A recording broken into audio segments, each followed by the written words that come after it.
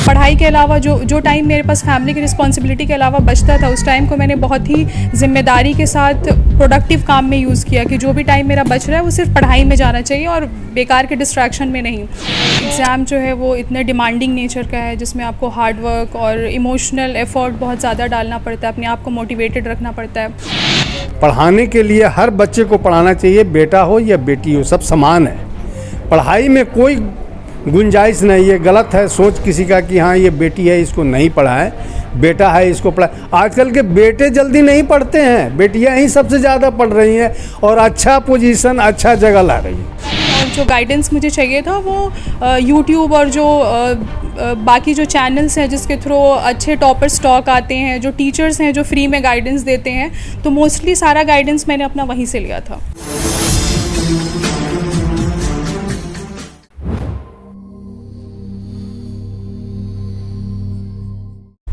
इस वक्त मैं मोतिहारी में हूँ। हमारे सामने जो मैम बैठी हुई है, अब वो किसी पहचान की मोहताज नहीं है। कल तक तो पहचान की थी, लेकिन अब पहचान की मोहताज नहीं है, क्योंकि इन्होंने बीपीएससी परीक्षा पास कर गई है और अच्छे रैंक पे एसडीएम का दर्जा मिला है।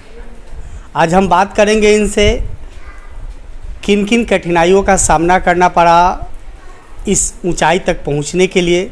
सबसे पहले तो रियल न्यूज़ परिवार आपको बहुत बहुत बधाई देती है एसडीएम बनने के लिए। जी सर, बहुत बहुत शुक्रिया आपका और आपके चैनल का। कैसे इस सफ़र को आपने तय किया? सर, इस सफ़र को तय करने में मुझे लगता है कि मेरी मेहनत और दृढ़ निश्चय, उसके बाद मेरे परिवार का साथ, जिसकी वजह से आज मैं यहाँ तक पहुँच पाई हूँ। पता चल रहा है कि आप 2 बच्चे की माँ हैं। एक बड़ी जिम्मेवारी जो है आपके सिर पे था, उस जिम्मेवारी को आपने किस तरह निर्वहन करते हुए यहाँ तक पहुँची, थोड़ा डिटेल में हमारे दर्शक को बताएं, ताकि जो भी हमारे श्रोता या दर्शक अगर देख रहे हैं, आपका इंटरव्यू देख रहे होंगे, तो शायद उन लोगों को भी तैयारी करने में मुश्किलें जो आने वाली होगी वो शायद दूर हो सकती हैं। जी जी जी, जैसे आपने बताया कि मेरे 2 बच्चे हैं, परिवार की जिम्मेदारियां होती हैं। उसके बाद एग्ज़ाम जो है वो इतने डिमांडिंग नेचर का है जिसमें आपको हार्ड वर्क और इमोशनल एफर्ट बहुत ज़्यादा डालना पड़ता है, अपने आप को मोटिवेटेड रखना पड़ता है। तो उसके लिए ये था कि जो रिस्पॉन्सिबिलिटी पढ़ाई के अलावा जो मेरे ऊपर थी, वो मेरे परिवार ने टेक ओवर कर लिया उस रिस्पॉन्सिबिलिटी को, ताकि मेरे पास समय खाली रहे जिसको मैं पढ़ाई में डिवोट कर पाऊँ। तो मैंने थोड़ा सा उसको स्ट्रैटेजाइज़ कर लिया था अपने टाइम को। पढ़ाई के अलावा जो टाइम मेरे पास फैमिली की रिस्पॉन्सिबिलिटी के अलावा बचता था, उस टाइम को मैंने बहुत ही ज़िम्मेदारी के साथ प्रोडक्टिव काम में यूज़ किया कि जो भी टाइम मेरा बच रहा है वो सिर्फ पढ़ाई में जाना चाहिए और बेकार के डिस्ट्रैक्शन में नहीं। तो पहला काम तो मैंने ये किया था कि अपने आप को सोशल मीडिया से और ये सारे प्लेटफॉर्म से कट ऑफ कर दिया था ताकि डिस्ट्रैक्शन कम रहे। उसके बाद जो टाइम मेरे पास बचता था तो मैंने लाइब्रेरी ज्वाइन कर लिया था कि जो टाइम बच रहा है उसको मैं बहुत ही फोकस्ड वे में और सिर्फ पढ़ाई पे दे पाऊँ। और 5-6 घंटे 7 घंटे फोकस तरीके से पढ़ने के बाद जो टाइम मेरे पास बचता था वो फैमिली के साथ मैं स्पेंड करती थी। तो इस तरह से मुझे लगता है कि एक बैलेंस क्रिएट हो गया था दोनों रिस्पॉन्सिबिलिटीज़ के बीच में। जी, ये सारी तैयारी आप कहाँ से की? जी सर, सारी तैयारी मेरे घर पे रह के ही हुई है और इसी मोतिहारी में ही रह के मैंने अपना सारा पढ़ाई पूरा किया है। तो ये था कि जो गाइडलाइन और जो गाइडेंस मुझे चाहिए था वो यूट्यूब और जो बाकी जो चैनल्स हैं जिसके थ्रू अच्छे टॉपर स्टॉक आते हैं, जो टीचर्स हैं जो फ्री में गाइडेंस देते हैं, तो मोस्टली सारा गाइडेंस मैंने अपना वहीं से लिया था। आपने अभी बताया मैम कि मैंने जितने भी सोशल साइट है उनको इग्नोर कर दिया था। जी। पूरा ध्यान पढ़ाई पे किया था। कई लोगों का मानना है कि सोशल मीडिया प्लेटफॉर्म की सहायता से हम ऊंचाई तक पहुंचते हैं, तो फिर आपने सोशल मीडिया को अवॉइड क्यों किया?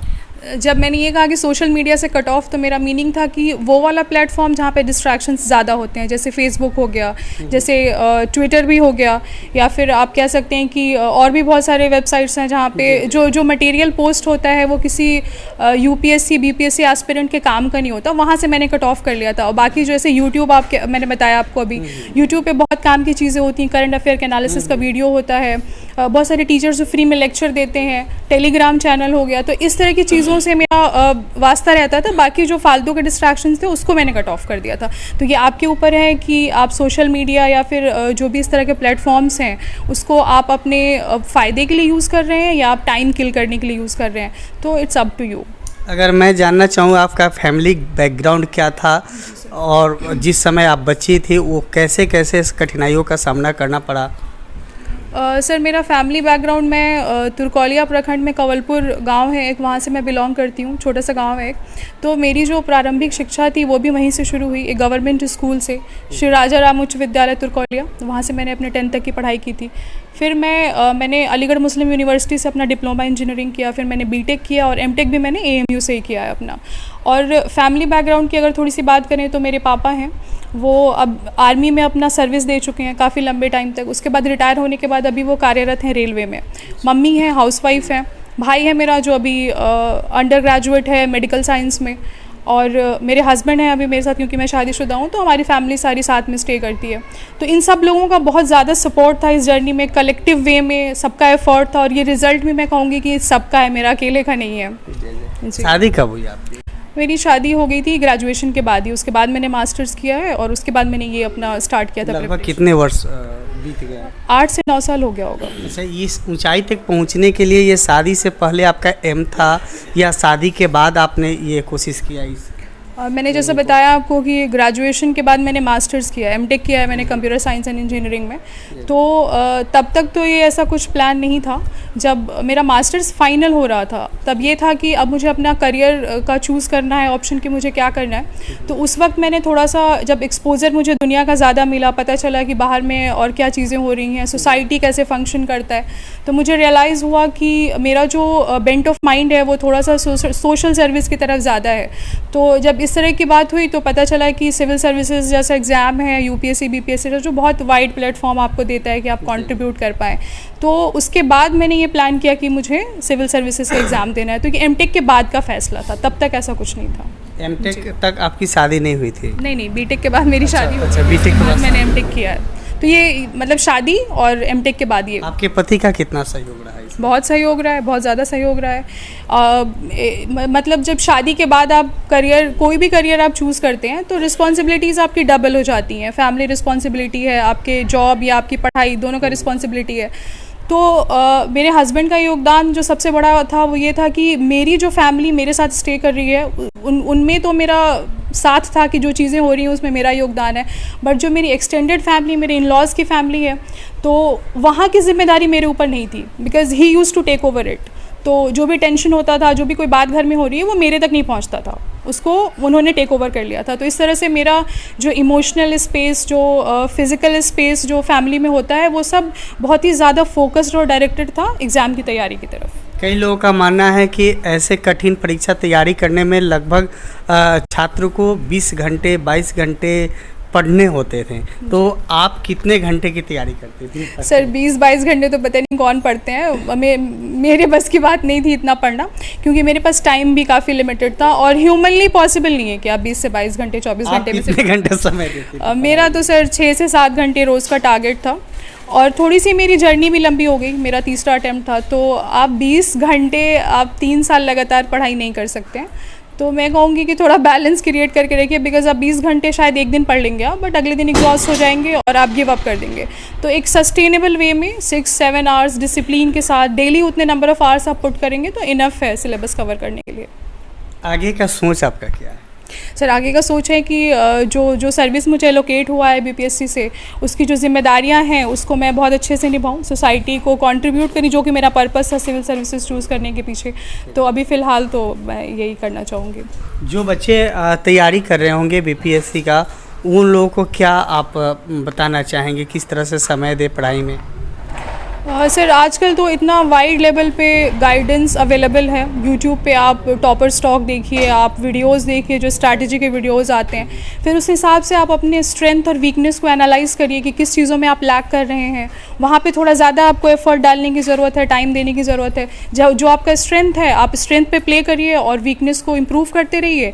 और मैं कहूँगी कि प्रैक्टिस रेगुलर करिए, जो भी एग्ज़ाम का डिमांड है, राइटिंग प्रैक्टिस चाहिए, MCQ प्रैक्टिस करना है प्रीलिम्स के लिए आपको, तो उस तरह से स्ट्रैटेजी एक डिज़ाइन कर लीजिए, प्लानिंग को बहुत ज़्यादा इंपॉर्टेंस दीजिए, अपने नंबर ऑफ़ आवर्स, अपने नंबर ऑफ़ डेज़, अपने वीक्स, अपने ईयर पूरे को प्लान करिए प्रॉपर्ली और फिर उस पर काम करिए आप फोकस्ड वे में। जो बच्चे मानते हैं कि मैं 20 घंटे पढ़ना है, तो क्या उन लोगों को क्या आप बता पाएंगे कि हाँ कितने घंटे वो पढ़ाई करें? सर देखिए, ये तो इंडिविजुअल टू इंडिविजुअल वैरी करता है कि आपको कितने ज़्यादा घंटे पढ़ने की ज़रूरत है, क्योंकि मेरा 3 साल में जो शुरू में था मेरा बेस स्ट्रॉन्ग हो गया था, फाउंडेशन, तो मुझे उसके बाद इतने ज़्यादा नंबर ऑफ़ आवर्स देने की ज़रूरत नहीं थी। बट अभी कोई अगर शुरू कर रहा होगा, जिसकी जर्नी अभी स्टार्ट हो रही है, तो हो सकता है आपको कई बार 8 से 10 घंटा देना पड़े। जो टारगेट्स आप अपने दिन के लिए फ़िक्स करते हैं वो अगर पूरा नहीं हो पाया है तो आप अकॉर्डिंगली डिज़ाइन कर लीजिए। बट अब ध्यान रखिए कि आपको रेगुलर ब्रेक्स की ज़रूरत है। आप हफ्ते में 1 दिन फ्री रखिए, जो आप कुछ और काम जिसमें कर पाएँ, अपने आप को एंटरटेन करिए थोड़ा सा, जो भी करना आपको पसंद है, स्पोर्ट्स पसंद है, उसमें कुछ करिए, ताकि आप रिजुविनेट हो पाएँ कि आप जब नेक्स्ट वीक का प्लान कर रहे हो तो आप पूरा फोकस दे के अच्छे से पढ़ाई कर पाएँ। तो उस हिसाब से आप डिज़ाइन कर सकते हैं। बट 20 आवर्स प्लीज़ नहीं पढ़िए, ये बहुत 20 आवर्स उसको बंद कर देना चाहिए। बिल्कुल बिल्कुल, ये सस्टेनेबल नहीं है।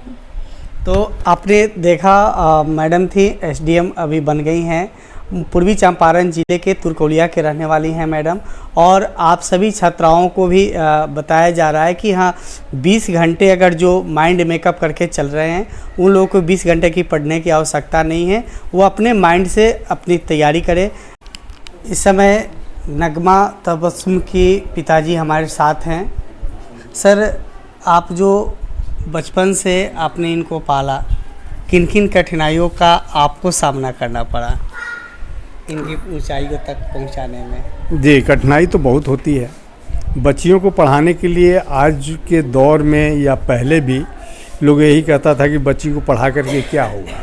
हमारे ऊपर भी बहुत ऐसा दबाव आया, लेकिन हमने ये सारे बातों को खारिज करते हुए अपने दिमाग से चलते रहे और इसको आगे बढ़ाते गए। जितना इसकी ख्वाहिश थी पढ़ने की, हमने यही दिया कि बच्ची हो चाहे बच्चा हो, मेरे लिए दोनों बराबर है। हमने यही कहा कि तुम पढ़ो बेटी, जितना पढ़ना हो, मैं तुम्हारे साथ हूँ। पुराने ज़माने में लोग मानते थे कि अपने बेटियों को नहीं पढ़ाया जाए, जी। बेटे को पढ़ाए, बेटों को ऊंचाइयों तक पहुंचाना है, लेकिन उस समय आपने इतना बड़ा ये फैसला मेरा था, अपना फैसला था। मैं किसी का नहीं सुना। लोगों ने मुझसे बहुत कहा, लेकिन मैंने नहीं सुना। मैंने सीधा कहा कि जो मेरा फैसला है वो मेरा होगा, क्योंकि मैं आर्मी से रिटायर्ड हूँ। अब कितना गर्व महसूस हो रहा है? मुझे तो गर्व इतना है कि पूरा ज़िंदगी का मेरा हर चीज़ सफल हो चुका है। जो चाहिए मुझे वो मुझे मिल चुका है। वो बच्ची जो की है वो शायद ही कोई यहाँ किया है। मुझे गौरव है इस चीज़ का, और मैं इससे तो बहुत बहुत बहुत खुश हूँ। मैं इसमें कोई सोचने वाली और संदेह वाली बात नहीं है। जो पिता अपने बेटियों को नहीं पढ़ाना चाहते हैं, वैसे पिता को आप क्या संदेश देंगे? हाँ, वो बहुत बड़ा गलती कर रहे हैं। पढ़ाने के लिए हर बच्चे को पढ़ाना चाहिए, बेटा हो या बेटी हो, सब समान है। पढ़ाई में कोई गुंजाइश नहीं है। गलत है सोच किसी का कि हाँ ये बेटी है इसको नहीं पढ़ाए, बेटा है इसको पढ़ाए। आजकल के बेटे जल्दी नहीं पढ़ते हैं, बेटियां ही सबसे ज़्यादा पढ़ रही हैं और अच्छा पोजीशन, अच्छा जगह ला रही हैं। तो उनके लिए हमारा यही संदेश है कि ये गलती कर रहे हैं, ऐसी गलती ना करें और बच्चियों को पढ़ाएं, लगन से पढ़ाएं। ये नहीं कि हाँ चलो पढ़ेगी नहीं पढ़ेगी, नहीं। बच्चियां ही मेहनत करती हैं पढ़ाई में सबसे ज़्यादा, और उसी के लोग दरकिनार करता है। दरकिनार नहीं करना चाहिए। बच्चियों के ऊपर ध्यान दे लो और पढ़ाए। बेटा बेटी में कोई फ़र्क नहीं पढ़ाई में। चलिए, बहुत बहुत धन्यवाद सर। आप देख रहे हैं रियल न्यूज़ के साथ मैं हूं चंदन जायसवाल। मुझे दीजिए इजाज़त और देखते रहिए रियल न्यूज़। नमस्कार। खबरों की फास्ट ट्रेन में हो जाइए सवार। 30 मिनट में बिहार झारखंड की हर खबर, राजनीति, अपराध, खेल, मनोरंजन से लेकर व्यवसायिक जगत पर नजर। आधे घंटे में 30 बड़ी खबरें। देखिए रियल न्यूज़ बिहार पर रोजाना रात 9 बजे।